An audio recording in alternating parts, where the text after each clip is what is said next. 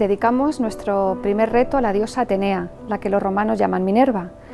Es la diosa de la inteligencia, pero también es una diosa guerrera. Eso sí, entendiendo la guerra en su sentido estratégico, de táctica militar. Y además Atenea patrocina y protege las artes manuales. De todos estos campos de acción hablaremos a continuación cuando describamos diversas actuaciones míticas de la diosa. Nos encontramos en el Paraninfo de la Universidad de Alcalá.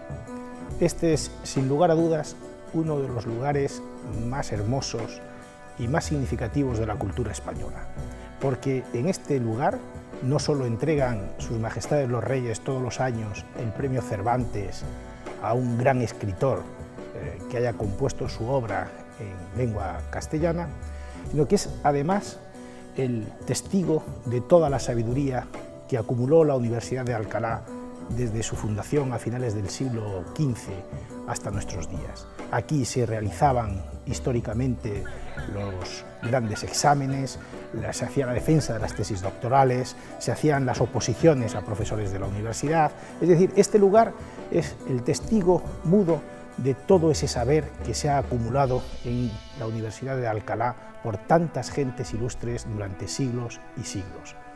Es un lugar, entendemos, muy adecuado para presentar aquí a la diosa Palas Atenea, a Minerva, la diosa de la inteligencia. Que Atenea sea la diosa de la inteligencia tiene sin duda mucho que ver con su propio nacimiento. Atenea es hija de Zeus, el padre de los dioses y de los hombres, y de su primera esposa, que se llamaba Metis. Metis era una divinidad que tenía que ver con la astucia, pero fundamentalmente con la capacidad de previsión. Sucedió que Zeus recibió un oráculo según el cual el hijo que tuviera le destronaría, y ante esta posibilidad pues decidió directamente comerse a su esposa, que ya estaba encinta. Claro, cuando pasó un tiempo prudencial, a Zeus le entró un dolor de cabeza terrible y pidió a otro dios, el dios de la fragua, Hefesto, que con su hacha pues le abriese la cabeza porque no podía soportar la jaqueca. Y en efecto, así lo hizo Hefesto, y de la herida que Hefesto propinó a la cabeza de Zeus, de esa herida, como digo, nació la diosa Atenea, a una edad de unos 20 años y completamente armada. Bueno, ya sabéis quién es Palas Atenea, la Minerva de los romanos. Nos lo ha contado la profesora Maribal Gago y yo creo que ya a nadie se le olvidará nunca quién es esta mujer. Claro, la imagen que tenemos de ella es la de una mujer seria que se dedica a la estrategia militar, que se dedica a las bellas artes, que sabe inventar cosas, es una mujer extraordinariamente industriosa, creadora, sabe educar a los hombres, sabe enseñarles cosas, pero no todos los antiguos veían a Palas Atenea de esta manera. Hay un escritor que se llama Luciano de Samosata, que contempla todas estas historias de los dioses griegos y romanos con un gran sentido del humor. Ahora os vamos a presentar un texto en donde, en forma de diálogo, Luciano de Samosata cuenta de una manera, a mi modo de entender, muy divertida, cómo nace Palas Atenea, Minerva, de la cabeza de Zeus, de Júpiter, nada más y nada menos. Escuchad. ¿Qué es lo que tengo que hacer, Zeus? Aquí me tienes, como me ordenaste, con el hacha tan afilada que podría partir una piedra de un solo tajo. Muy bien, Hefesto. Ea, descarga un buen golpe sobre mi cabeza y pártemela en dos. ¿Estás tratando de probarme para ver si he perdido el juicio? Vamos, dime qué es realmente lo que quieres que haga por ti. Eso mismo, que me partas el cráneo. Y si me desobedeces, no será la primera vez que pruebes mi cólera. Pero tienes que dar el golpe con toda tu fuerza, sin más retrasos, porque me muero de dolor de parto, que me está trastornando el cerebro. Mira, Zeus, no vayamos a hacer una barbaridad, que el hacha es aguda y te ayudará a parir con mucho derramamiento de sangre, y no a la manera de Litía. Tú, Hefesto, limítate a dar el golpe sin miedo, que yo sé lo que me conviene. Aunque sea contra mi voluntad, daré el golpe. ¿Qué otra cosa puedo hacer si tú lo ordenas?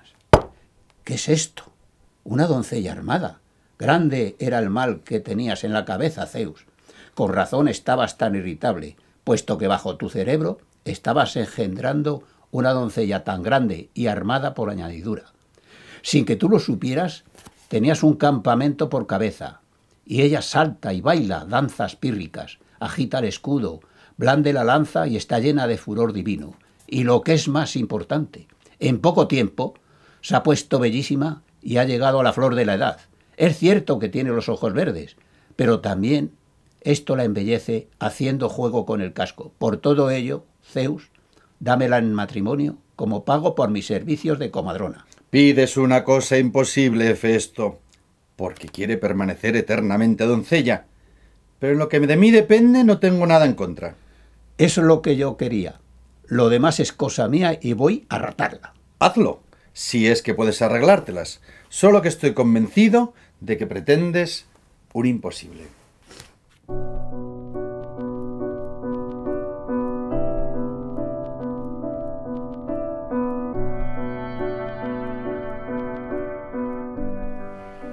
Como diosa guerrera de la táctica militar, Atenea protege a los principales héroes de la mitología en el campo de batalla o en sus actuaciones míticas: Belerofonte, Perseo, Ulises, el propio Aquiles.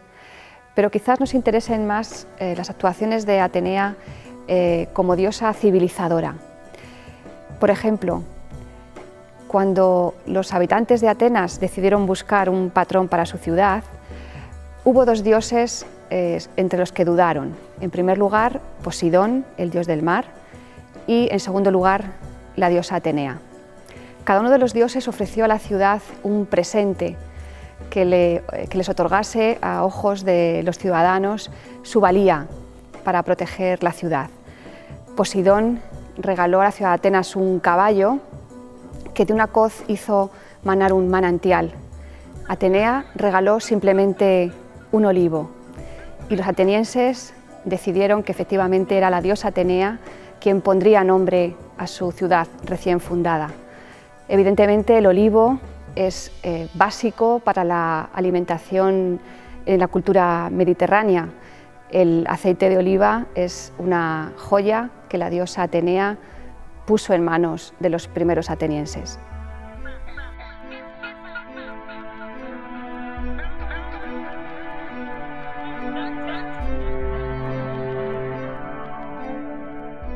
Vamos a destacar ahora una actuación de Atenea que tiene que ver fundamentalmente con su faceta de protectora de las artes manuales y también con la misión empresarial.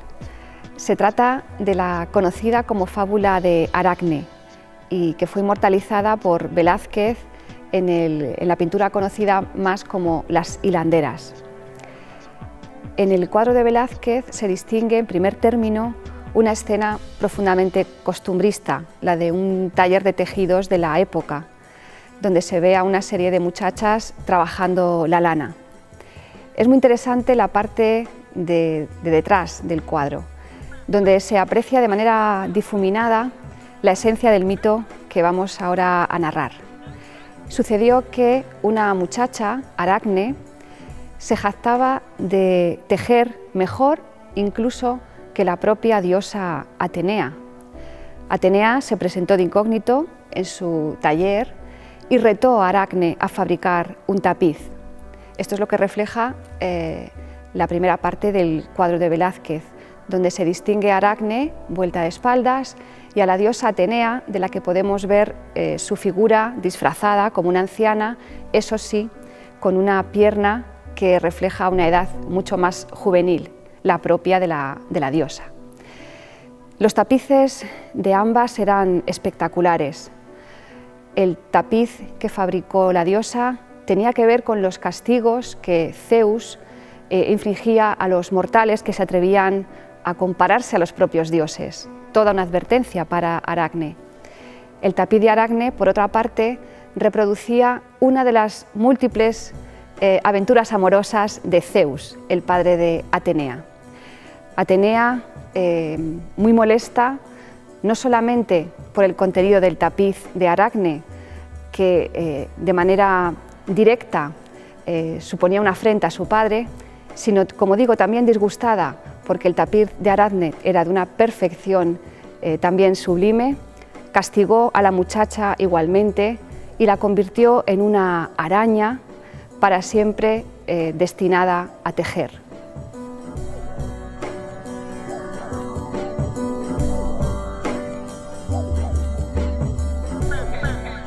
Nos encontramos junto al Círculo de Bellas Artes en Madrid, donde, como habéis visto, hay una imagen de Palas Atenea en la azotea de ese edificio, dominándolo todo.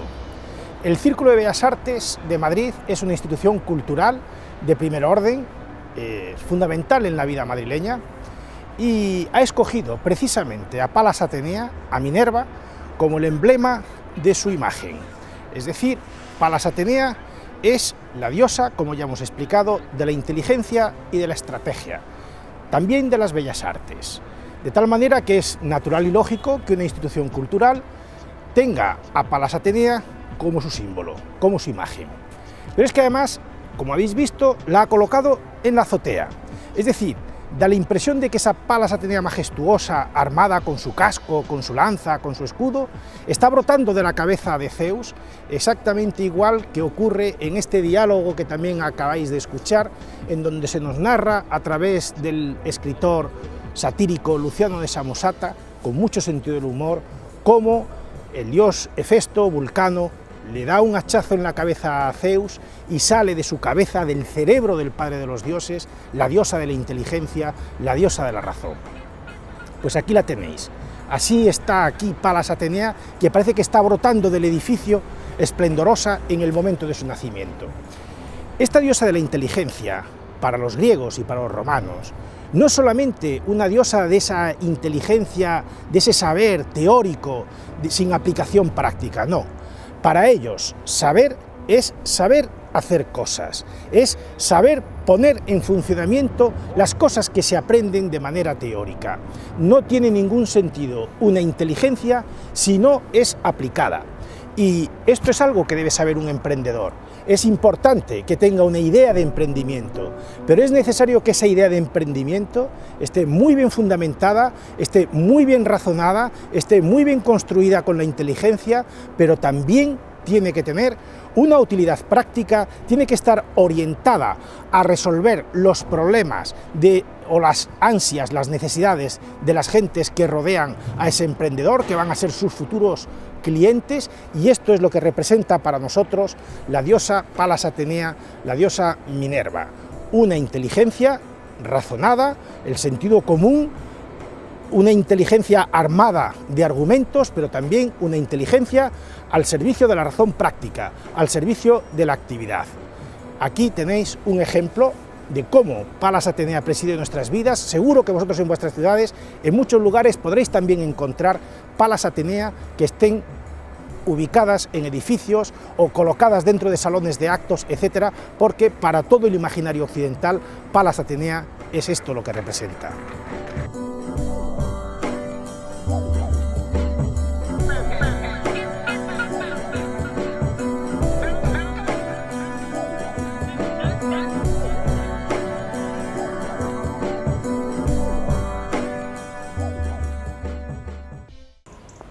Esta es la fachada plateresca de la Universidad de Alcalá, una de las construcciones más hermosas del Renacimiento español. Fijaros, esta fachada, que fue construida a mediados del siglo XVI, está llena de imágenes, está llena de figuras de todo tipo, también de elementos decorativos muy variados. Hay algunas imágenes que se refieren a la iglesia. Tenemos la imagen del arzobispo de Toledo, tenemos la imagen de Dios Padre Creador arriba del todo. Hay otras imágenes que se refieren a la autoridad civil, está el escudo del emperador Carlos, pero también hay otra serie de imágenes que aluden al mundo de la mitología. También en la fachada de la Universidad de Alcalá está presente la mitología. ¿Y por qué? Pues porque los arquitectos de este momento pretendían mostrar en sus edificios cuál era el imaginario, cuál era la visión que ellos tenían del mundo. Y en esta fachada también muy probablemente se encuentra, como no, puesto que es la fachada de una universidad, la diosa Palas Atenea, Minerva, la diosa de la inteligencia. Ahora la vamos a ver más de cerca. Este es el escudo del emperador Carlos, que preside la fachada de la Universidad de Alcalá. Está en el piso superior y es un escudo majestuoso. Está el águila bicéfala, coronada por una extraordinaria corona imperial, y debajo del escudo se ve una cadena de la que cuelga un cordero. Es el vellocino de oro, del que hablaremos en otro de los retos. Acordaos de que en el escudo del emperador Carlos y también en el escudo de los reyes españoles está esta imagen del vellocino de oro. A la izquierda del escudo se ve una figura femenina. Esta figura ha sido interpretada de diversas maneras, pero en mi opinión representa precisamente a Palas Atenea, a Minerva. Fijaos, es una figura femenina que va armada con la lanza, con un escudo. En el escudo se ve una cabeza humana, la de la gorgona Medusa, de la que ya hemos hablado, y la figura va con una coraza. Muy probablemente es Palas Atenea. Y aquí esta figura es hermana de la que vamos a ver al otro lado del escudo. La figura de la derecha es otra figura femenina, similar a la que acabamos de ver, y esta figura, sin embargo, sostiene en su mano derecha una pluma que representa la creación literaria, la inteligencia, el arte de la escritura. Estas dos imágenes femeninas, a ambos lados del escudo, parecen ser la doble representación, la doble imagen de la diosa Palas Atenea. De un lado, una diosa de la acción guerrera, la acción más noble en el Renacimiento, la espada, y en el otro lado, la diosa del pensamiento, la diosa de la reflexión, la diosa de la escritura, la letra, la pluma. Este es un debate clásico de nuestro siglo de oro. ¿Qué es más importante? ¿La persona que actúa, la persona que hace cosas o la persona que piensa, la persona que reflexiona? Ambas, dice la fachada de la Universidad de Alcalá de Henares, son imágenes de un mismo ser. Es la misma diosa que pone su pensamiento, su conocimiento al servicio de la acción.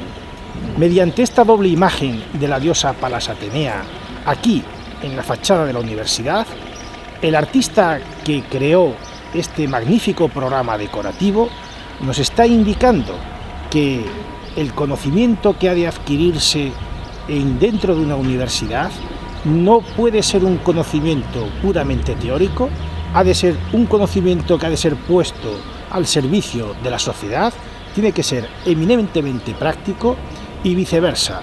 No se puede actuar si simultáneamente esa actuación no va acompañada de un pensamiento, de una reflexión que la hace entonces la actuación mucho más sensata, mucho más razonable. Esa doble imagen es también la que debe presidir la actuación de cualquier emprendedor. De una parte debe ser una persona activa, dinámica, capaz de abordar cualquier reto práctico, pero al mismo tiempo tiene que ser también una persona reflexiva, bien formada, capaz de saber entender los problemas teóricos que le plantea su propia actuación. Aquí tenéis un modelo de cómo en el siglo XVI la actuación práctica y el conocimiento teórico se consideraban que estaban al mismo nivel y que debían presidir la actuación de cualquier individuo que entraba a formarse en una universidad.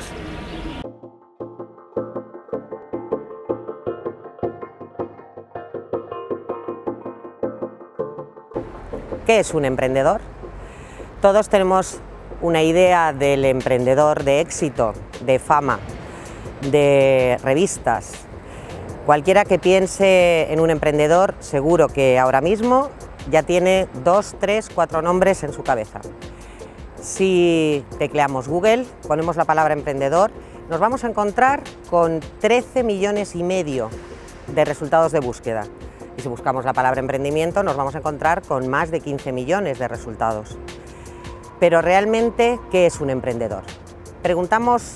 Miramos en la Real Academia de la Lengua y nos encontramos con que el emprendedor es aquel que enfrenta con éxito ciertas situaciones azarosas o dificultosas. Pero si buscamos en cualquier web, en cualquier portal, en cualquier publicación, ¿qué es un emprendedor?, nos encontraremos con aquel que es capaz de detectar una oportunidad de negocio, una necesidad de servicio, de producto, y organizar toda la estrategia para cumplir con éxito su proyecto de emprendimiento. Ahora bien, ¿qué es para cada uno de nosotros un emprendedor? Aquel que es capaz de tener una idea y de ponerla en marcha, porque la idea es el principio básico de todo emprendimiento, es la génesis. Como decía el profesor Alvar, todo parte de la cabeza, todo parte de la inteligencia. Por eso aludimos a la diosa Atenea, porque no hay proyecto de emprendimiento si no tenemos una idea para emprenderla.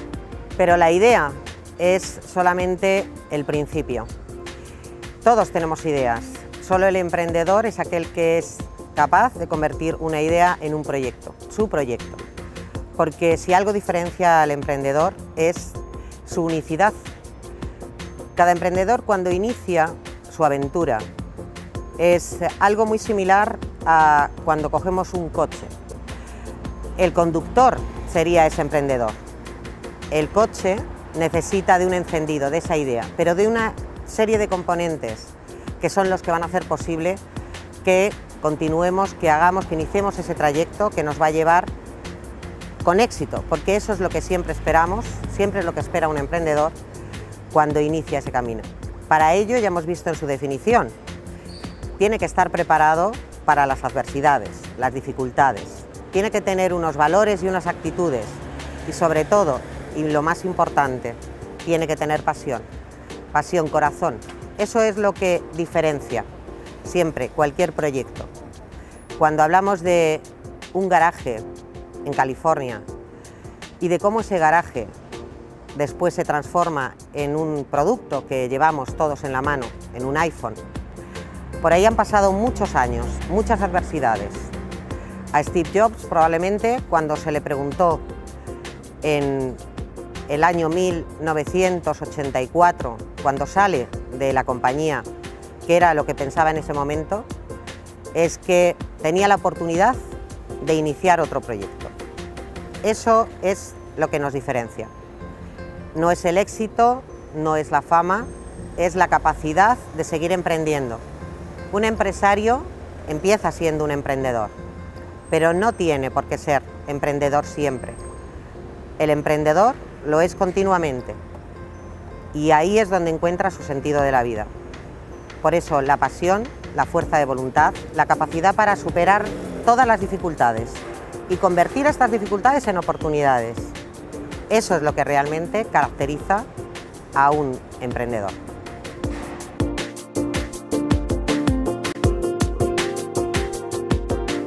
Y hablando de dificultades y de cómo superarlas, la historia de Steve Jobs probablemente es la que mejor lo refleje. En el curso tenemos unos enlaces muy interesantes, pero hay uno especialmente que hemos dedicado para todos los alumnos, que fue el discurso que Steve Jobs daba ya prácticamente al final de su enfermedad en la Universidad de Stanford. Tiene todo el interés y el testimonio de alguien que cuenta en primera persona esas dificultades. Recordemos que Steve Jobs nace en 1955 en California y en el año 1976 convierte su garaje prácticamente en ese emporio que hemos visto, que es la vida de Mac, de iPhone. En el año 1976, con su amigo, funda Apple y en el año 1982 ya es portada de Time. Con 26 años, Steve Jobs es millonario. Pero esta historia, también en los años 80, tiene algo en común con todo emprendedor: las dificultades. Y esas dificultades surgen con la invasión de los ordenadores personales, que hacen que haya que replantearse toda la estrategia. En ese momento, Steve Jobs saca al mercado para competir el Macintosh, que hace que se revolucione absolutamente toda la industria de la informática. Esto es ese momento que mencionábamos de convertir una adversidad, una dificultad en una oportunidad. La competencia obligó a poner en funcionamiento otra de las características, otro de los valores de los emprendedores: la creatividad.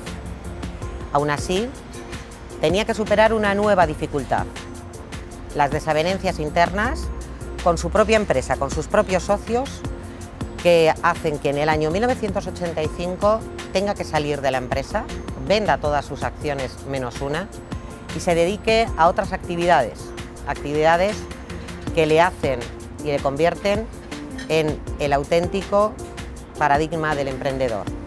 Funda Pixar y a partir de ese momento sigue trabajando hasta que la propia Apple vuelve a llamarle años más tarde por dificultades financieras y se incorpora nuevamente con nuevos productos que todos consumimos al día de hoy, como es el iPad, como es el iPhone, como son las tablets, que han revolucionado sobre todo la sociedad de hoy en día con nuevos medios de comunicación.